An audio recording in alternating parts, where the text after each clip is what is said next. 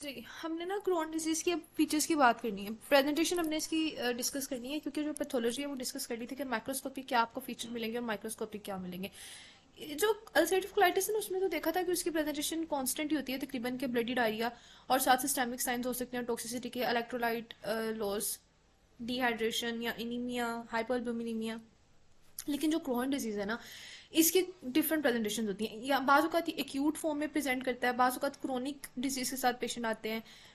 Intestinal obstruction भी करवा देती है क्योंकि इसमें जब बार बार इन्फ्लेमेशन हो रही होती है ना तो वहाँ पर फाइब्रोसिस हो जाते हैं और स्ट्रक्चर्स बन जाते हैं, उसकी वजह से ऑब्स्ट्रक्शन करवा देती है।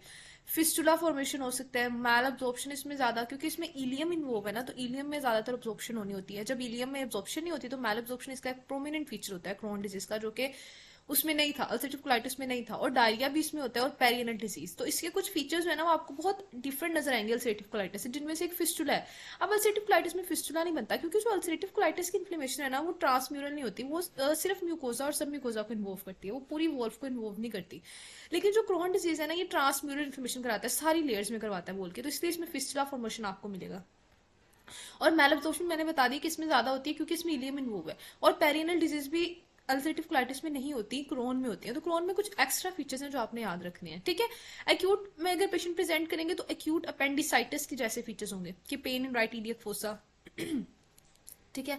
और नोजिया वोमिटिंग, मतलब एक्यूट अपेंडिसाइटिस जैसे फीचर्स आपको मिलेंगे, ठीक है। क्रोनिक क्रोहन डिजीज की अगर बात करें तो इसमें ना, अच्छा एक और चीज मैंने बतानी थी कि इसके जो एक्यूट अपेंडिसाइटिस जैसे फीचर्स ही होते हैं, लेकिन एक चीज है जो उसको एक्यूट अपेंडिसाइटिस से डिफरेंशिएट करती है, वो है हिस्ट्री ऑफ डायरिया। कि अपेंडिसाइटिस में तो आपको डायरिया की हिस्ट्री नहीं मिलती ना, अपेंडिसाइटिस में तो आपको मिलता है कि एनोरेक्सिया, नोजिया, वोमिटिंग और pain in right iliac fossa, जो माइग्रेटरी पेन होती है, और फिर टेंडरनेस, ये सारी चीजें होती हैं, डायरिया नहीं होता। लेकिन एक्यूट क्रोहन डिजीज में अपेंडिसाइटिस जैसे फीचर्स होते हैं बट हिस्ट्री डायरिया की भी होती है, ठीक है। इस तरह से हम डिफरेंशिएट करते हैं दोनों को।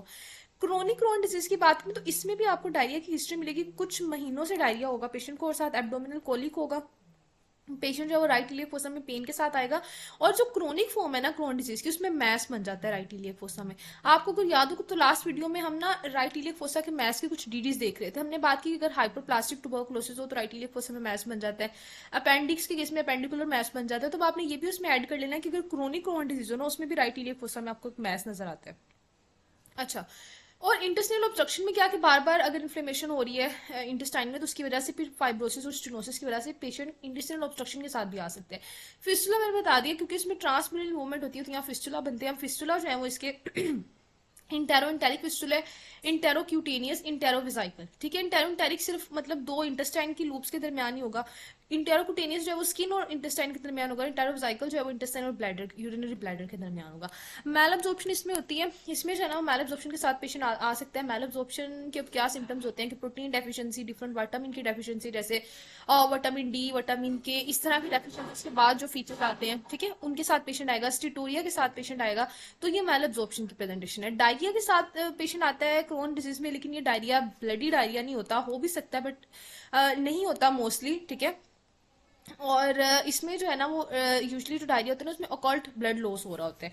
यानी अकॉल्ट ब्लड का मतलब होता है कि जो आपको माइक्रोस्कोपिकली नजर नहीं आएगा, जो कि आपको ब्लीड नजर नहीं आएगा, माइक्रोस्कोप से जब आप देखोगे तब आपको